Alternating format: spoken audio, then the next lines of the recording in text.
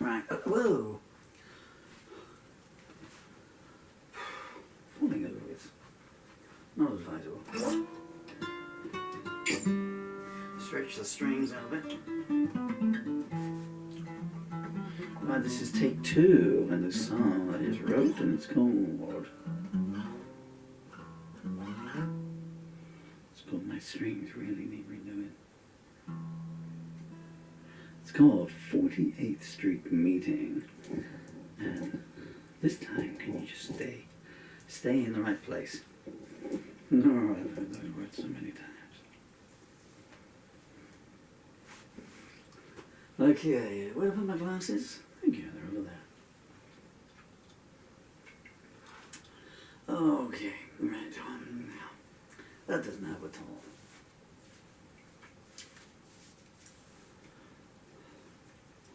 Very strange, when I started back in the early 80s, I can't remember, but my recollection is maybe it's just a Mandela effect, you know, a false memory, but that I would write a song and it would just log in my brain, and now, because those songs, you know, they're still in my head after 40 years, but something I wrote 40 minutes ago. Okay, keep A, 1, 2, take the vocal down, quarter of a tone. 1, 2, or maybe we'll take it up in my little richer voice. Woo! Gagaliness, Molly. Woo! Don't play around. 1, 2, 3, 4, 5, 6, 7, 8, 9, 10. I'd like to dedicate this to a coal mine in southern Germany, eastern Germany. And 3, 4.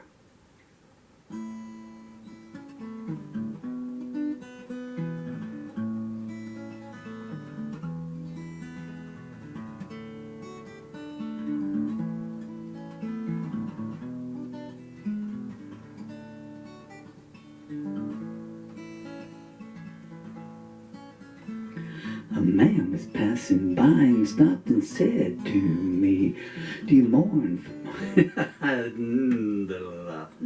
I knew I'd gone wrong, because I forgot to play the suspended on the A. I'm so sorry. I'll be with you in a minute. My glasses are fogged up, so I'm not helping matters. Excuses. 1, 2, 3, 4, 5. Thank you for your patience. That's the hospital set. 1, 2, 3, 4, 5. The trouble with a nose as long as mine is if your glasses slide down, like, you have to get someone in the corner of the room to push them back up because my arms aren't long enough. He's a rhinoplastis. You can't say things like that anymore. It's not the 70s you can't insult people's noses anymore. It's my own nose, actually, even worse. That's self-flagellating. Rhinoplastiest. 1, 2, 3, 4.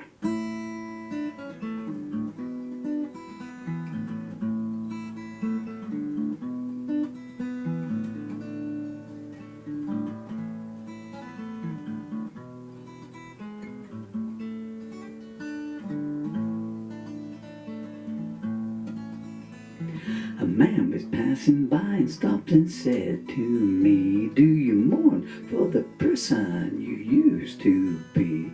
I answered him in words concise, "Living like I do, you pay a heavy price."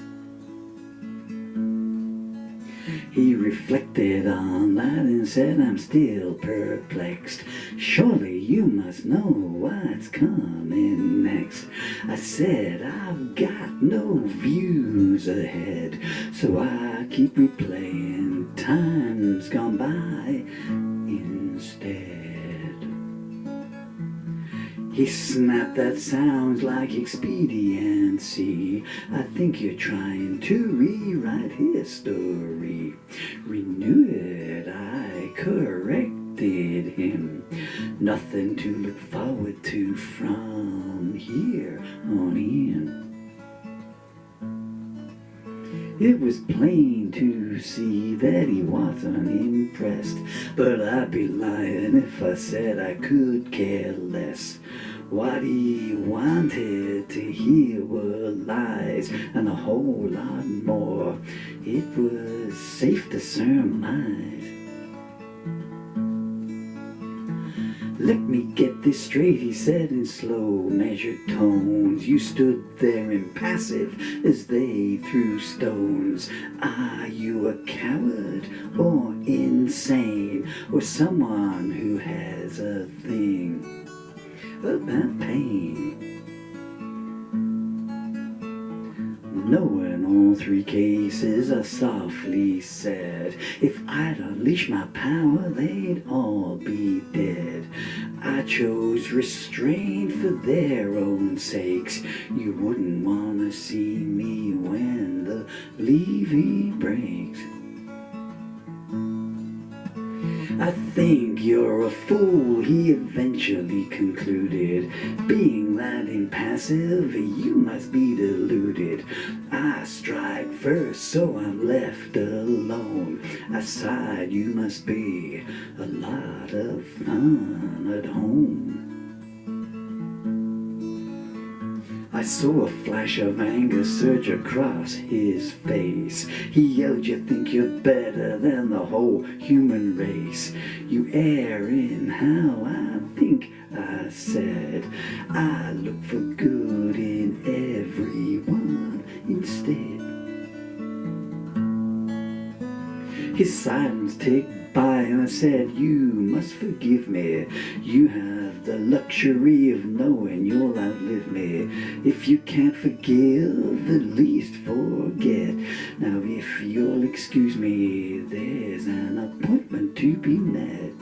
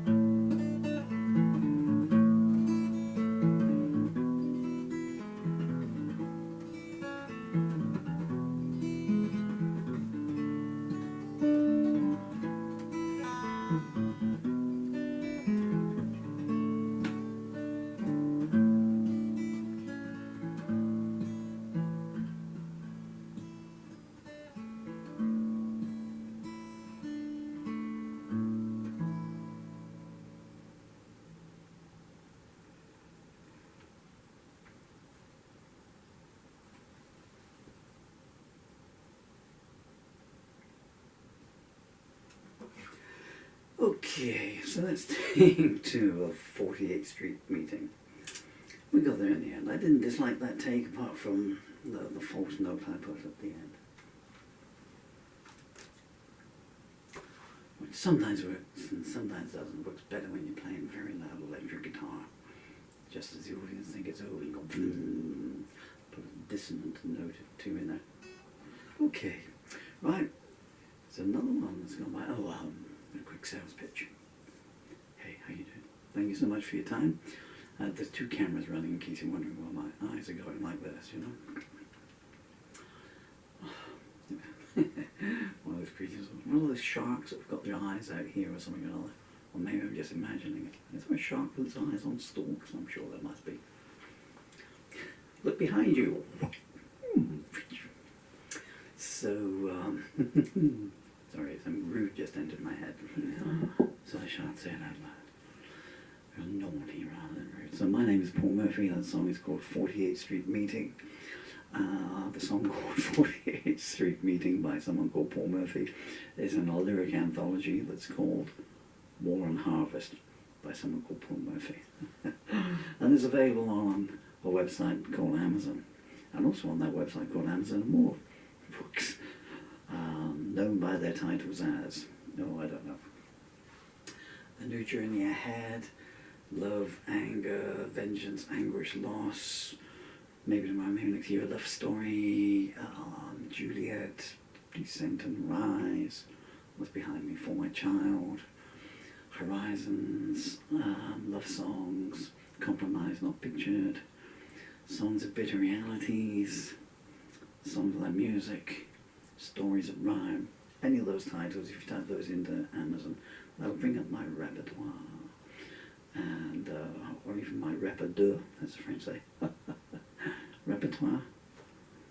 Tough crowd. and yeah, and if you like my stuff and you'd like to buy any of my books, well, thank you. And who can blame you, you know? And to be honest, even if you don't like my stuff, if you buy any of my books, thank you. You know, I'm just going to, because all royalties go to these amazing children on the wall behind me. They don't go to myself. And if you're following these numerically and chronologically, well, thank you for that as well. But the next song up is going to be a cover version of a song written by my amazing daughter when she was 9 years old, and it's called Where Does the Sun Go To at Night.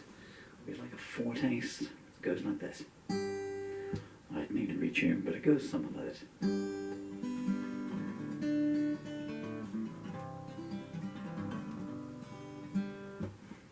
That's the intro. Thank you for your time. You've been very kind and generous with me.